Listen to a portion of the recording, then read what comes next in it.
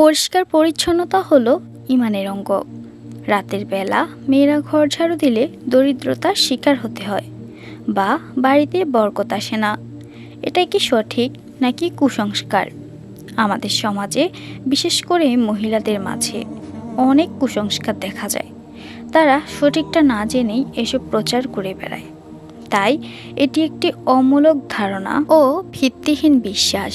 কেননা ঘরবাড়ি পরিষ্কার পরিচ্ছন্ন রাখাকে হাদিসে যথেষ্ট গুরুত্ব দেওয়া হয়েছে। হজরতে সাইদ ইবনুল মুসাইব রাদিয়াল্লাহু তাআলা আনহু থেকে বর্ণিত, রাসূলুল্লাহ সাল্লাল্লাহু আলাইহি ওয়াসাল্লাম বলেছেন, নিশ্চয়ই আল্লাহ পবিত্র, তিনি পবিত্রকে পছন্দ করেন। আল্লাহ পরিচ্ছন্ন, তিনি পরিচ্ছন্নতা পছন্দ করেন। আল্লাহ মহৎ, তিনি মহত্ব পছন্দ করেন। আল্লাহ বদান্য, তিনি বদান্যতা পছন্দ করেন। অতএব তোমরা তোমাদের ঘরের উঠোনগুলো পরিষ্কার পরিচ্ছন্ন রাখবে।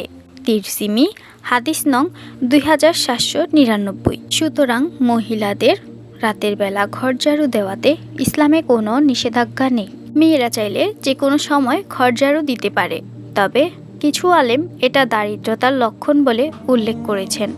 যেমন বুজুর্গ ইমাম বুরহানুদ্দিন রহমাতুল্লাহি আলাইহি বলেছেন, রাতের বেলা ঘর ঝাড়ু দিলে অভাবগ্রস্ত হয়ে যাবে। দিনকে আল্লাহ পাক সৃষ্টি করেছেন কাজের জন্য, আর রাত সৃষ্টি করেছেন ইবাদত বা ঘুমের জন্য। আসলে তারা রাতকে ইবাদতের জন্য বেশি প্রাধান্য দিতেন, যাতে মানুষেরা রাতের বেলা কাজ করার ফলে অলসতার কারণে আল্লাহর ইবাদত না করেই ঘুমিয়ে পড়ে। সুতরাং রাতের বেলা ঘর ঝাড়ু দেওয়া কোনো হারাম কাজ নয়। মহিলারা যখন ইচ্ছা ঘর ঝাড়ু দিতে পারবে।